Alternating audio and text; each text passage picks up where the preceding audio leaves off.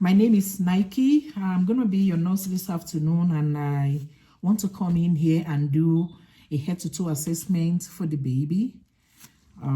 Is it a good time for me to do that? Yes. The mother signifies that it's a good time for me to do that. I'm going to be washing my hands, and I'm going to put on my gloves. Can I have the baby? Okay. This is the baby right here. Just going to make sure the baby is properly covered. So the first thing I want to do before working with this baby is to check the wristband to make sure it matches with the mom. And I've just done that. So it matches.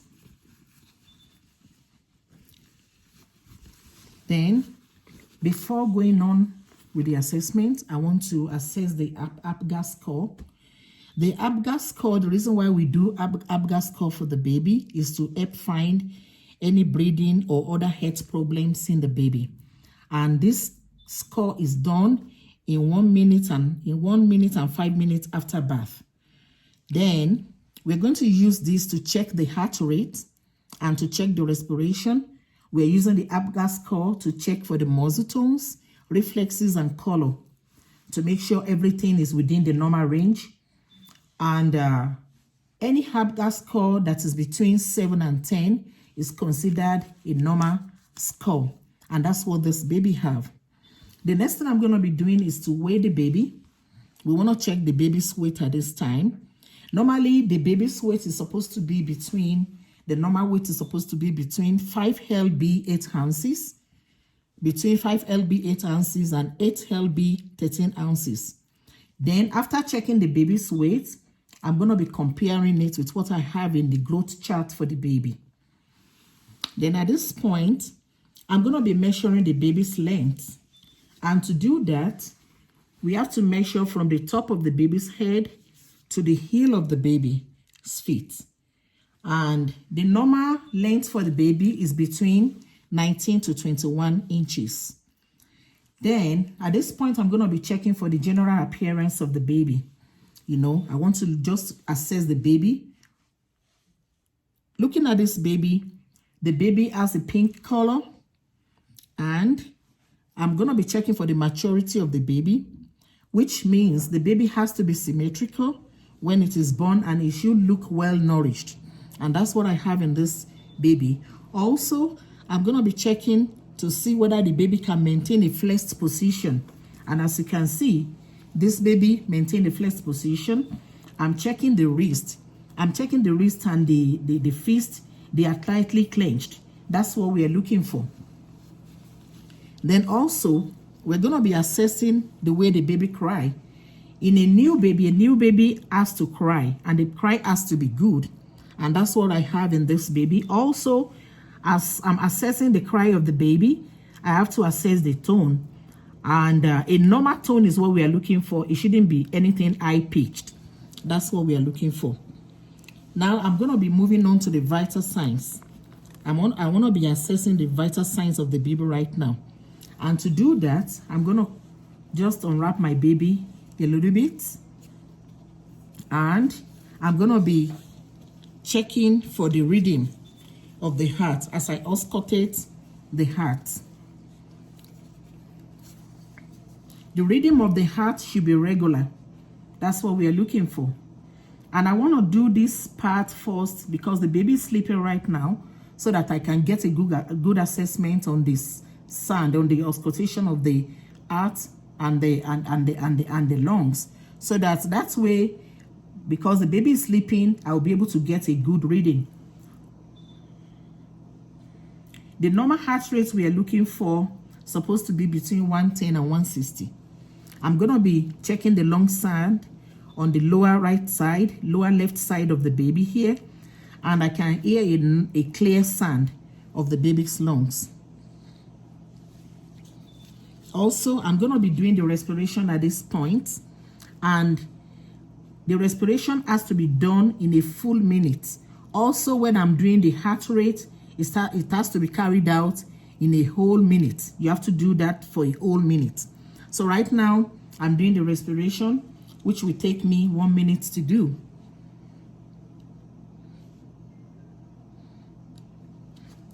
The normal respiration in the newborn is between 30 and 60 seconds.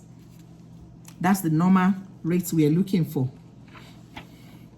Also, I'm going to be checking the baby's temperature on his armpit. It has to be the auxiliary that we are doing. And the normal baby's temperature is supposed to be between 97.7 degrees Fahrenheit to 99.5 degrees Fahrenheit. That's the temperature we are looking for. Anything that is beyond this has to be reported to the provider.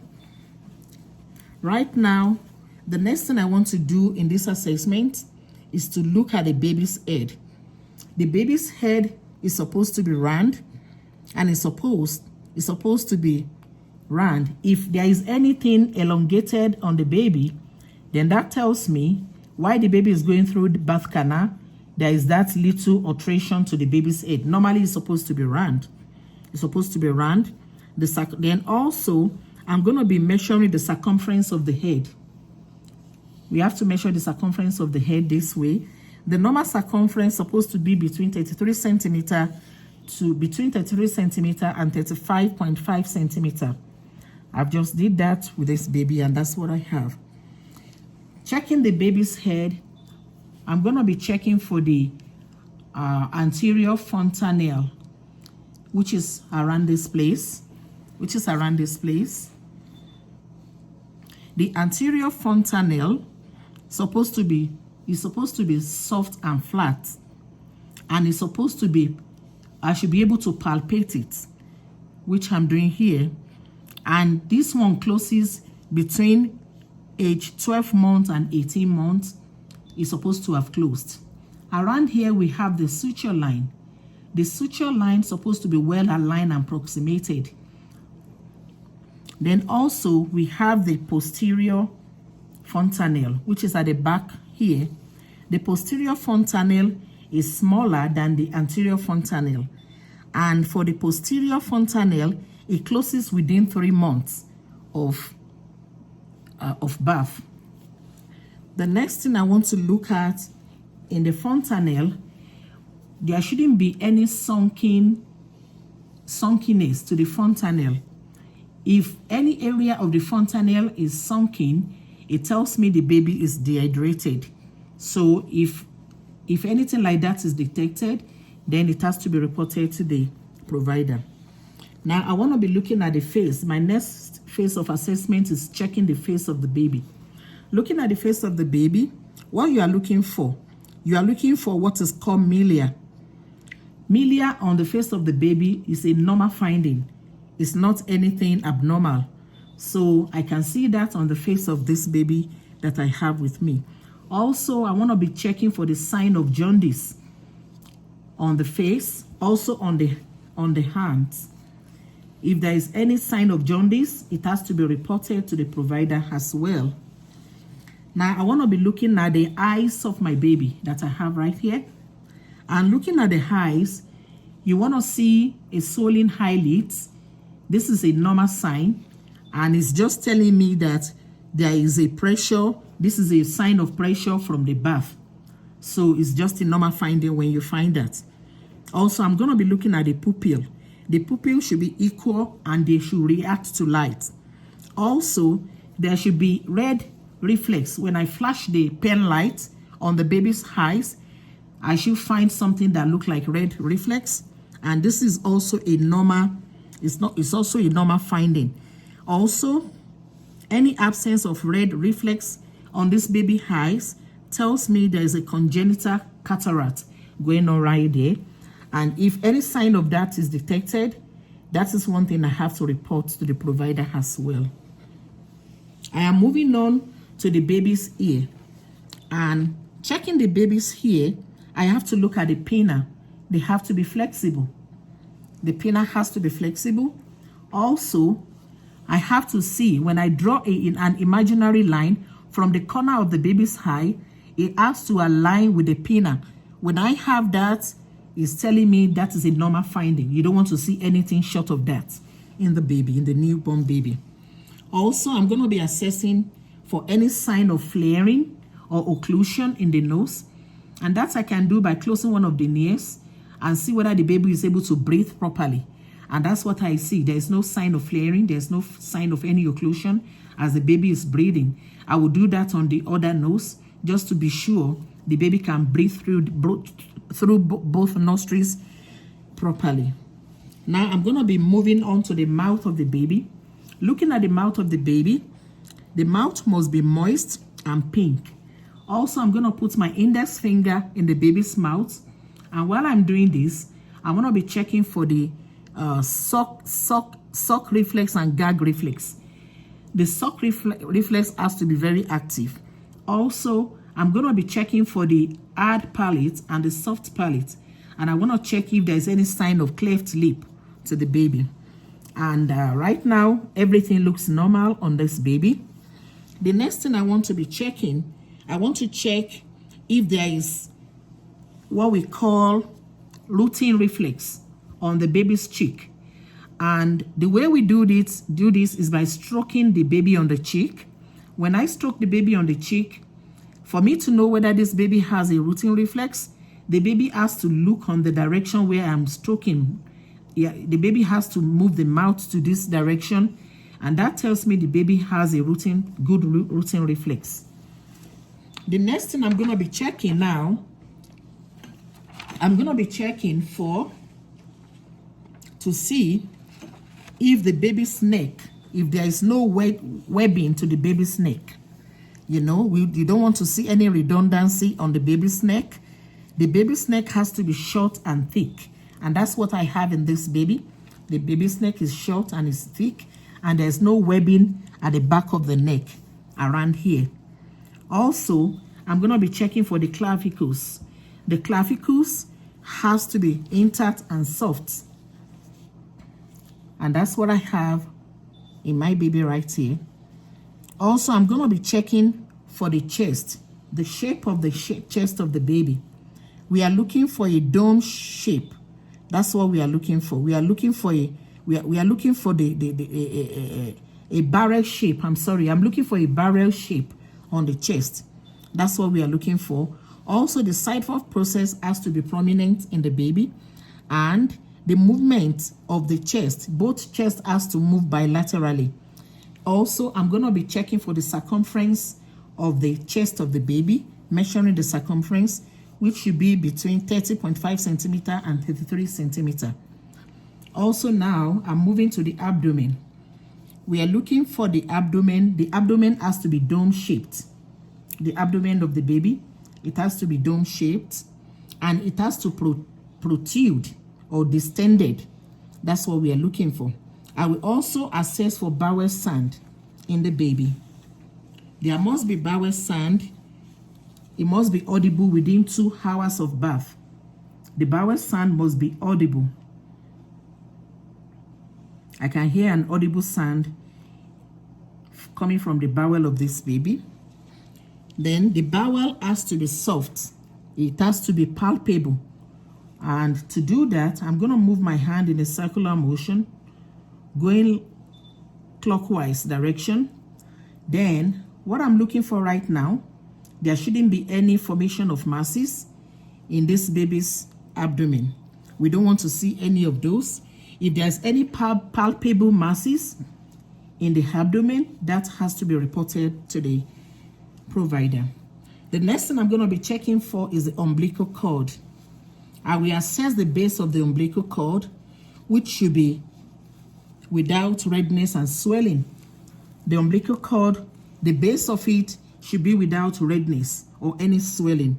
That's the normal thing we are looking for. Also, the umbilical cord has 3 vessels. And in this baby, I can see that. So that's what we are looking for. Also, I'm going to be measuring the abdominal circumference of the baby. In a baby boy, the abdominal circumference should be 24.47 centimeter. And in a baby girl, it has to be 24.49 centimeter. That's what we are looking for in measuring the abdominal circumference. The next thing I'm going to be checking for right now is this stool. We want to see whether the baby has passed the first stool. And this is called meconium. And this has to happen The meconium has to happen within 24 hours of birth. Right now, my baby has the meconium. That means I'm going to be changing the diaper right here in a short while. The baby has meconium already. Also, I'm going to be checking for the genitourinary. And what I'm looking for, I want to see if the baby has void. The baby has had the first void, which is the urine. We are looking for the first void, which is the urine, and the color has to be light. And that's what I can see in this baby right now. This one should occur within 24 hours of life. The color is light and it has no odor.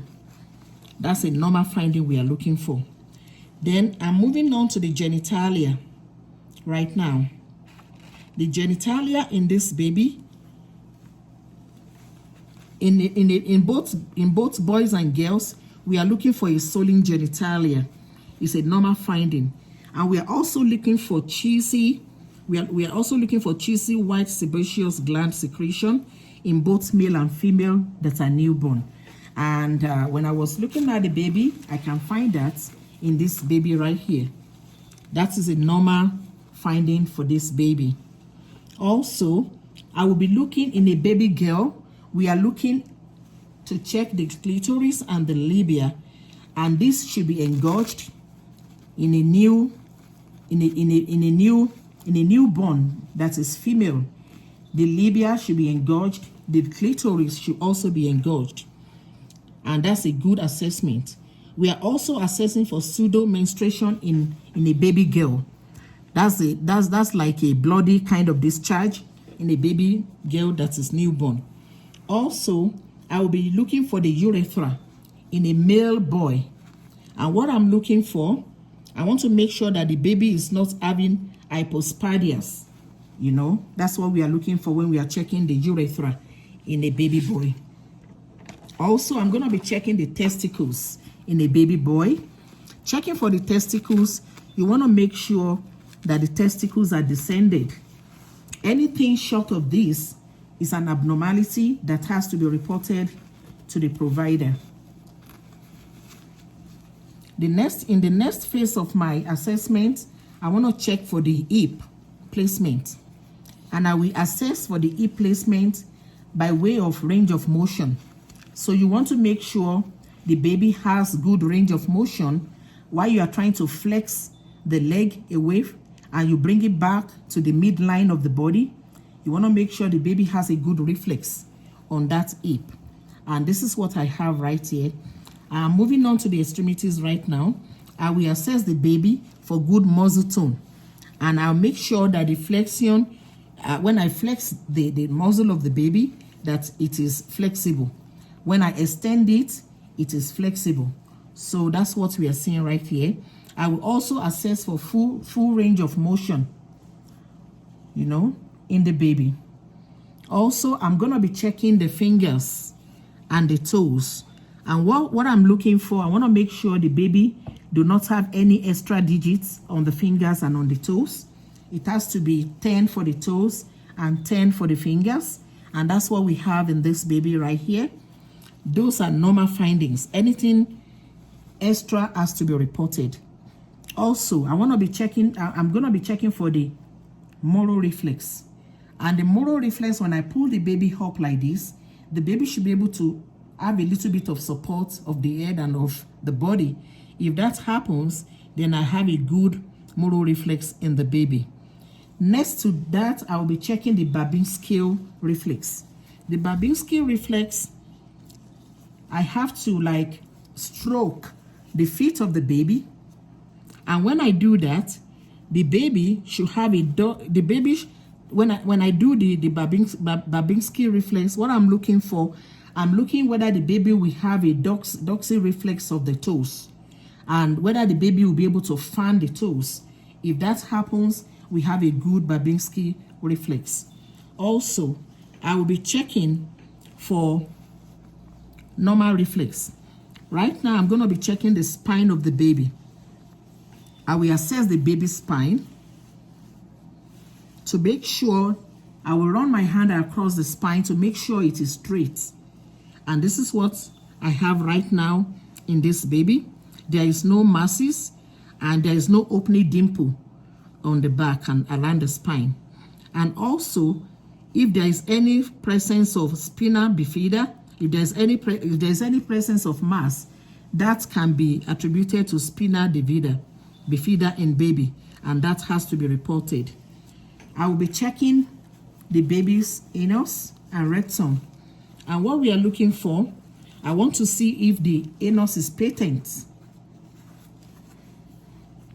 I'm going to quickly remove the diaper to check for that. Okay, I want to see if the anus is patent, and I will report any abnormalities. In this baby, I have a patent anus. The rectum is okay, it's intact. Also, I'm going to be checking for Mongolian spots on the baby's bottom. And these are spots that look bluish or black. And the baby doesn't have anything like that. This baby doesn't have that. This brings me to the end of the assessment.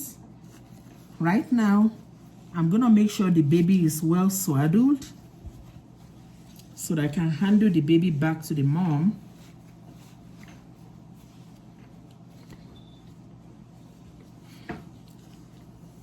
After swaddling the baby, I'm going to hand over the baby back to the mom. And the next thing I want to do, I want to return the baby back to the mom. Then I'm going to be removing my gloves and I'm going to be washing my hands. And I will go and document my findings. And that brings me to the end of this assessment. Thank you.